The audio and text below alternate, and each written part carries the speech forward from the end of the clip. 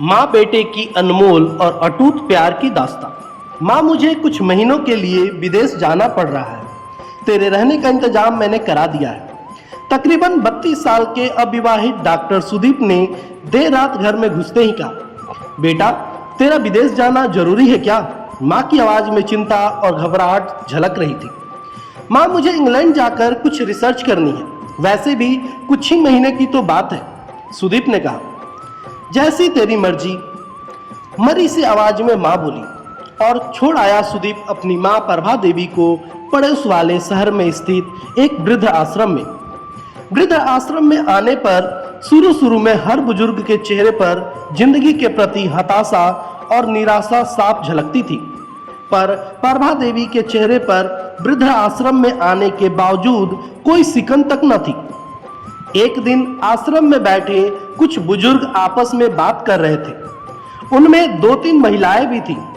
उनमें से एक ने कहा, डॉक्टर का कोई सगा संबंधी नहीं था जो अपनी मां को यहां छोड़ गया। तो वहां बैठी एक महिला बोली, प्रभा देवी के पति की मौत जवानी में ही हो गई थी। तब सुदीप कुल 4 साल का था। पति की मौत के बाद प्रभा देवी और उसके बेटे को रहने और खाने के लाले पड़ गए। तब किसी भी रिश्तेदार ने उनकी मदद नहीं की। प्रभा देवी ने लोगों के कपड़े सिल सिल कर अपने बेटे को पढ़ाया। बेटा भी पढ़ने में बहुत तेज था, तभी तो वो डॉक्टर बन सका।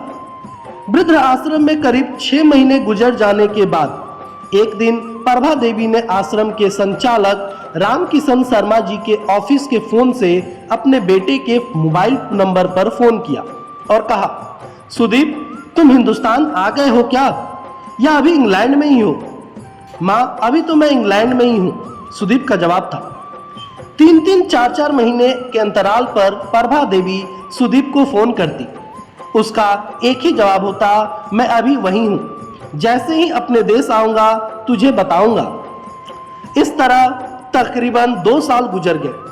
अब तो वृद्ध आश्रम के लोग भी कहने लगे कि देखो कैसा चालाक बेटा निकला, कितने धोखे से अपनी मां को यहां छोड़ आया। आश्रम के ही किसी बुजुर्ग ने कहा, मुझे तो लगता नहीं कि डॉक्टर विदेश गया होगा, वो तो बुढ़िया से छुटकारा पाना चाह रहा था। तभी किसी और बुजुर्ग ने कहा, मगर वो तो शादीशुदा भी नहीं था। अरे होगी उसकी कोई गर्लफ्रेंड जिसने कहा होगा, पहले मां के रहने का अलग इंतजाम करो, तभी मैं तुमसे शादी करूंगी। 2 साल आश्रम में रहने के बाद अब प्रभा देवी को भी अपनी नियति का पता चल गया। बेटे का गम उसे अंदर ही अंदर खाने लगा। वो बुरी तरह टूट गई।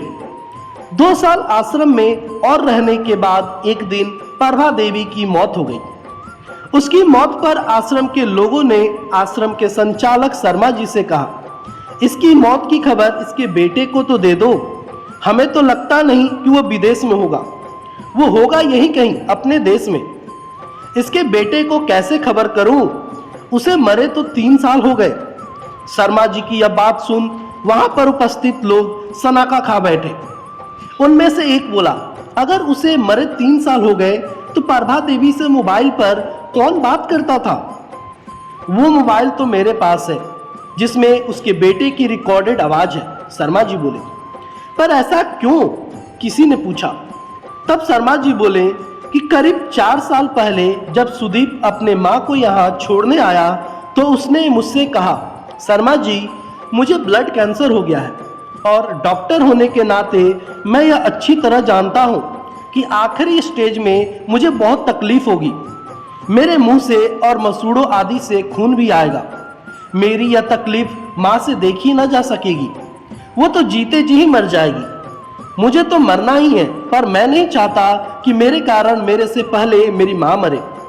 मेरे मरने के बाद 2 कमरे का हमारा छोटा सा फ्लैट और जो भी घर का सामान आदि है वो आश्रम को दान कर दूंगा। यह दास्तां सुन वहां पर उपस्थित लोगों की आंखें झलझला हो गई। प्रभा देवी का अंतिम संस्कार आश्रम के ही एक हिस्से में कर दिया गया।